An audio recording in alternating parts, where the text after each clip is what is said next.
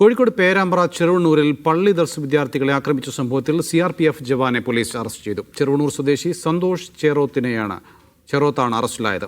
കൊലപാതക ശ്രമം, മതവികാര വ്രണപ്പെടുത്തൽ തുടങ്ങിയ വകുപ്പുകൾ ചുമത്തിയിട്ടുണ്ട്. രണ്ടാം പ്രതി രാജേഷ് പുതിയ മഠത്തിൽ ഒളിവിലാണ്.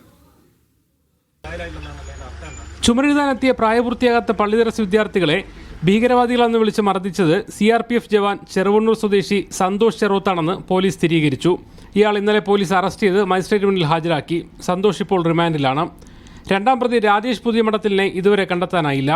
മതത്തെ അവഹേളിക്കുകയും മതവികാരം വ്രണപ്പെടുത്തുന്ന രീതിയിൽ സംസാരിക്കുകയും ചെയ്ത ശേഷം കുട്ടികളെ മർദ്ദിക്കുകയായിരുന്നുവെന്ന് FIR-ൽ പറയുന്നു. കൊലപാതക ശ്രമം, മതത്തെ അവഹേളിക്കൽ തുടങ്ങി ഭാരത് ന്യായ സംഹിതയിലെ 110, 196 തുടങ്ങിയ വകുപ്പുകൾ ഇവർക്കെതിരെ ചുമത്തിയിട്ടുണ്ട്.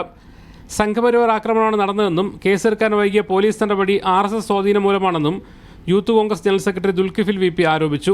ഇവർക്ക് സംഘപരിവാറിന്റെയും RSSന്റെയും പശ്ചാത്തലമുണ്ട്. ഇവർ ഇതിനു മുമ്പും പോലീസ് ഉദ്യോഗസ്ഥന്മാരെ വരെ കയ്യേറ്റം ചെയ്ത കേസിൽ രാഷ്ട്രീയ സ്വാധീനം ഉപയോഗിച്ചുകൊണ്ടാണ് രക്ഷപ്പെട്ടത്.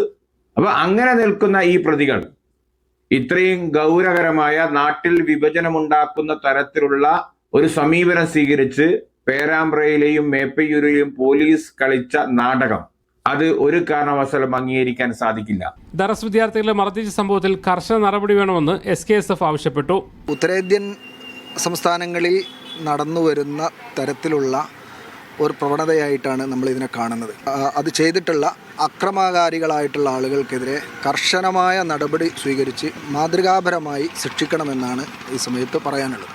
Perambra MLA TP Ramakrishnan, welfare party സംസ്ഥാന പ്രസിഡന്റ് റിസാഖ് പാലിയെ തുടങ്ങിയവർ കുട്ടികൾ പഠിച്ച ദർസ് സന്ദർശിച്ചു.